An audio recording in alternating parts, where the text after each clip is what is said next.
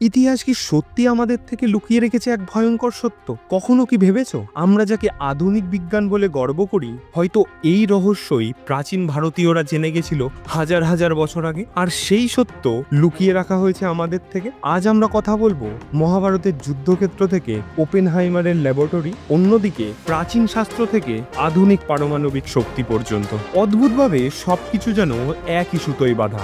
এমন এক গল্প যেখানে ধর্ম নয়, গল্প নয়, বরং জ্ঞানের এমন এক শক্তি লুকিয়েছিল যা পৃথিবীকে আলোকিত করতে পারে, আবার মুহূর্তে ছাইও করে দিতে পারে। তুমি কি জানো, ওপেনহাইমার যখন প্রথম পরমাণু বিস্ফোরণ দেখলেন, তিনি বলেছিলেন, Now I am become death, the destroyer of worlds. এই লাইনটা নেওয়া হয়েছিল মহাভারত থেকে। আর আমাদের এই মহাভারতে বর্ণিত ব্রহ্মাস্ত্র এমন এক অস্ত্র যার আলো সূর্যের থেকেও উজ্জ্বল, আর যার ব্যবহারে ভূমি হয়ে যায় অনুর্বর আর জল হয়ে যায় বিষাক্ত, ঠিক যেন পরমাণু বোমার মতোই ভয়ঙ্কর।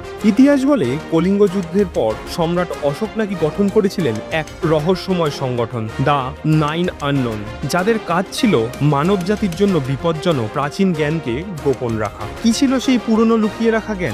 আর এক রহস্যের সূত্র মেলে মহেঞ্জোদারোতে, একটি সভ্য শহর যারা কি এক রাতের মধ্যেই ধ্বংস হয়ে গিয়েছিল। সেখানে পাওয়া গেছে উচ্চ রেডিয়েশন যুক্ত 40টি কঙ্কাল, এমনকি এমন এক পাথর যা গলে গেছে 22,000 থেকে 27,000 ডিগ্রি সেন্টিগ্রেড তাপমাত্রায়। প্রশ্ন ওঠে, এমন তাপমাত্রা তো কেবল নিউক্লিয়ার বিস্ফোরণেই সম্ভব। তাহলে কি সত্যি এক প্রাচীন পরমাণু যুদ্ধে ধ্বংস হয়েছিল সিন্ধু সভ্যতা? তাহলে কি বহু যুগ আগেই ভারতীয় মনুষ্য সমাজ বুঝে ফেলেছিল পরমাণু শক্তির খবর? উত্তর এখনো রহস্যের আধারে। এই ইতিহাস শুধু অতীত নয়, এটা আমাদের ভবিষ্যতের সতর্কবার্তা। কমেন্টে লিখো তোমার মতামত, আর এমন জ্ঞানভিত্তিক গল্প পেতে লাইক, শেয়ার আর ফলো করো জ্ঞানজাম নলেজকে।